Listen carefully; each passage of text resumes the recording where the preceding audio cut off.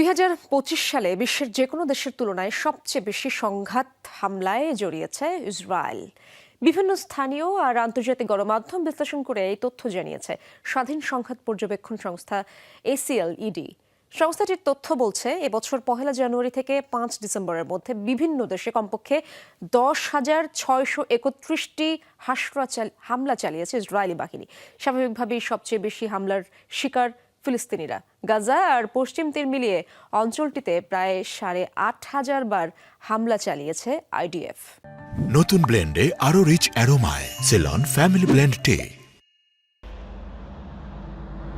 দেখতে দেখতে পেরিয়ে গেল 2025 সাল। প্রত্যাশা ছিল এই 365 দিনে শান্তি ফিরবে সংঘাতপূর্ণ পৃথিবীতে। তবে সেই পথে সবচেয়ে বড় বাধা হয়ে দাঁড়ায় নেতানিয়াহুর ইসরায়েল। এই এক বছরে ফিলিস্তিন, ইরান, লেবানন, কাতার, সিরিয়া আর ইয়েমেন সহ বিশ্বের বিভিন্ন স্থানে প্রতিদিন গড়ে 29টি হামলা চালিয়েছে ইসরায়েলি বাহিনী। বছর শেষে এসব হামলা নিয়ে প্রতিবেদন প্রকাশ করেছে আন্তর্জাতিক সংঘাত পর্যবেক্ষণ সংস্থা ACLED।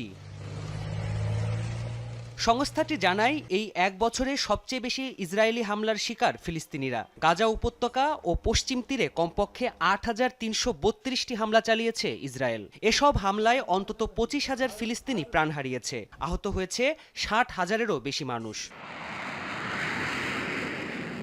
ইরানের সাথে 12 দিনের যুদ্ধ ছাড়াও মোট 61 বার হামলা চালিয়েছে ইসরায়েল। এছাড়া সশস্ত্র গোষ্ঠী হিজবুল্লাহর সাথে যুদ্ধবিরতি সত্ত্বেও লেবাননে প্রায় 17 বার হামলা চালিয়েছে ইসরায়েলি ডিফেন্স ফোর্স IDF।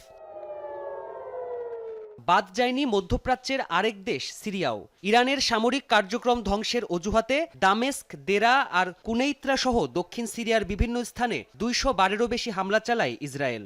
ইয়েমেনে কমপক্ষে 48 বার হামলা চালায় তেল আবিব। এছাড়া তিউনিশিয়াতে 2 বার এবং কাতার, মাল্টা আর গ্রিসে অন্তত 1 বার ইসরায়েলি হামলা নথিভুক্ত হয়েছে। প্রাণপ্রতিম কুণ্ডু, যমুনা নিউজ।